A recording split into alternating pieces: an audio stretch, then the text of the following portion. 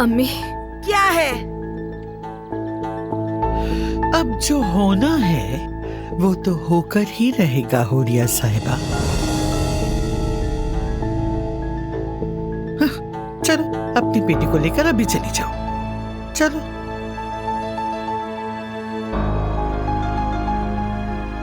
ये क्या कह रही हैं आप? हाँ, हमारी बेटी भारी नहीं है हम लोगों पे। हम आपको हमारी बेटी की जिंदगी से खेलने नहीं देंगे। तौबा तौबा। बेटी, आपको अब याद आया अपनी बेटी की हिफाजत का?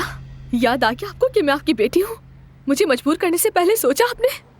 क्या सोचा था आपने अपने मफाद के लिए मुझे शादी पर मजबूर करते वक्त?